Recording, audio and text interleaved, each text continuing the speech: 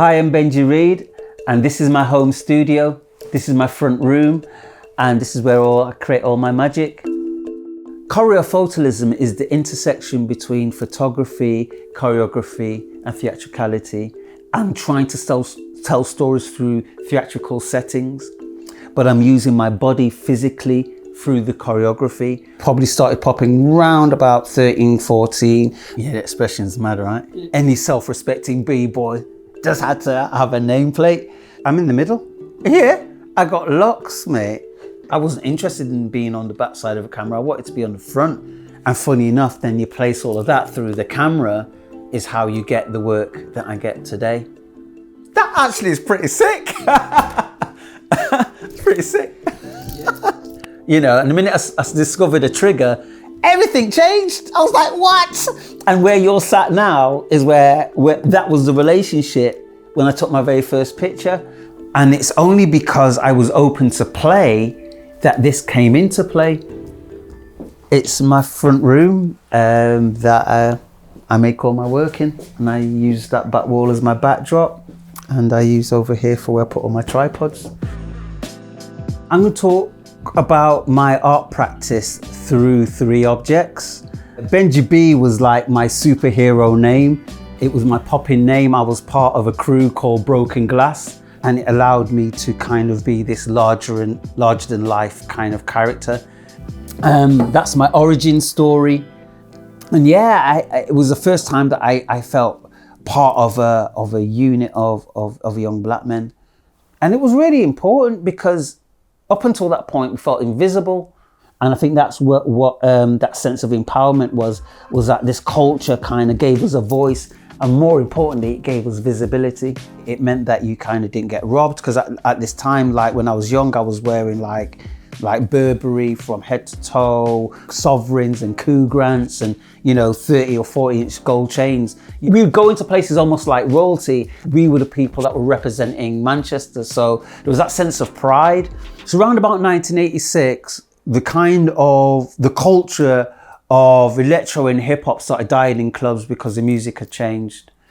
1986 was the time when I'd auditioned for Northern School of Contemporary Dance and I got in. I'm in the middle. And even now when I talk about it, I'm just filled with fondness to have your dreams met, really met, and then have like 12 other brothers with you, just like, this is sick, yo. Do you know what I mean? Because we would do ballet and contemporary throughout the week, and then on the weekends we'd go in and then we would do like a ballet bar, but we'd do it to hip hop music or electro. So that was just, it wasn't even rebelling. It was just like great that we could do it to a time for something that we knew. So there was always that thing of never ever forgetting the world of hip hop and the Benji beat. I didn't have to forget him in order to step into this place.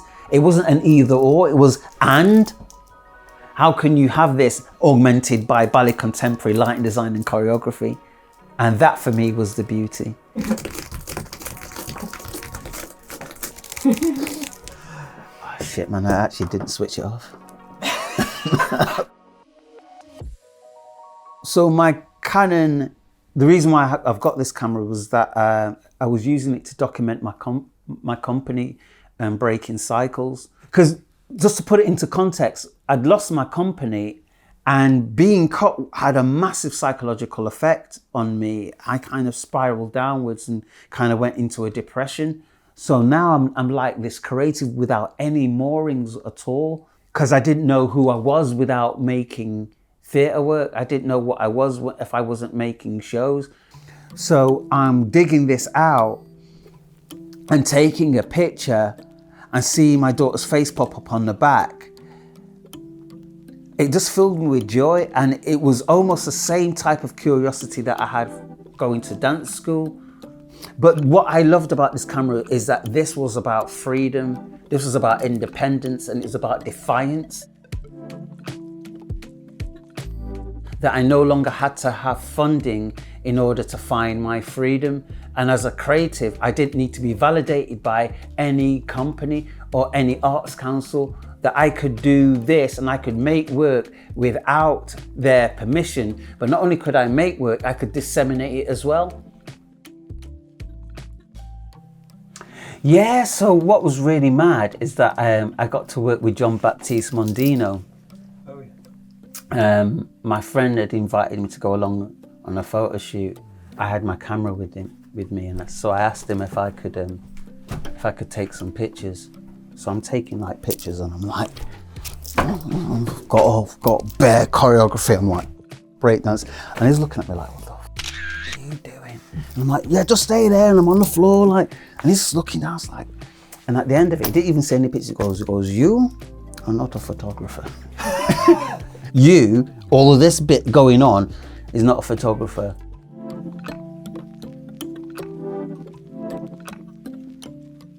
So I really got into taking a lot of portrait of local artists, Shagan being one of them.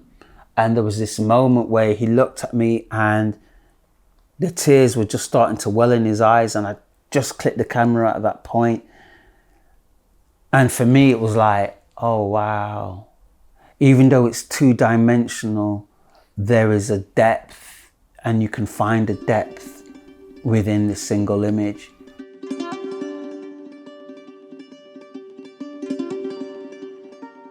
It's almost like figuring out a puzzle. If you get sometimes I close my eyes and I get a flash of an image, and then I go, how can I achieve that with what I have? What is the simplest way of solving that solution? And that's what I love. Like, it's all done in a house. It's all done with very mundane things. The tighter the restrictions, the more imaginative you have to be. And that's the thing that fuels your creativity. So by the time you go into somewhere that's quite big, you're already armed with being able to imagine and reimagine spaces, you know? So the reason why I've got the Wellcome Trust Photography Prize was that it was the only competition that I'd entered, and the only reason why I entered it was because it was free. There was a piece called Holding On to Daddy, which is where my daughter's kind of preoccupied playing a game on a chair, and she's tethered to me while I'm floating out the window, literally in this same space. It kind of meant something because it was like I was being seen again.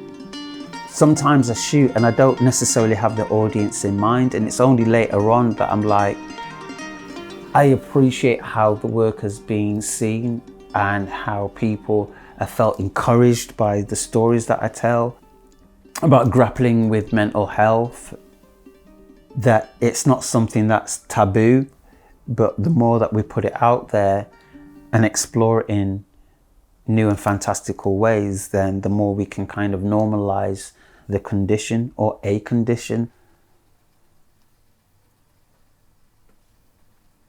So that's Holding On to Daddy there.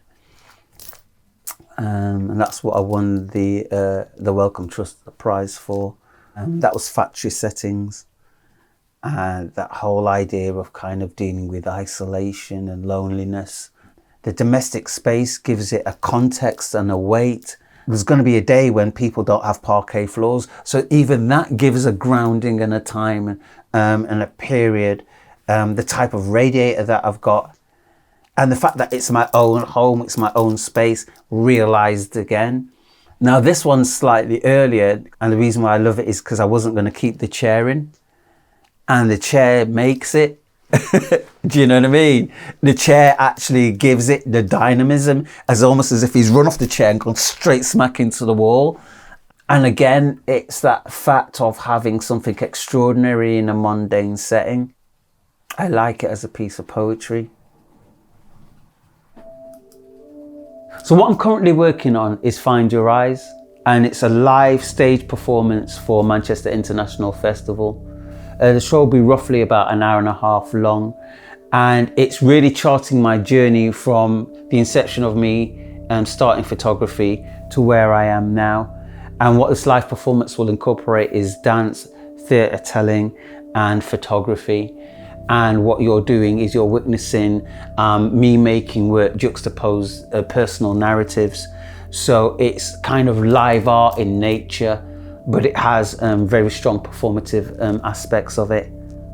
I hope that I'm surprised by people's responses. I think the minute you start to go, I hope that the audience come away with this, then I'm prescribing a response.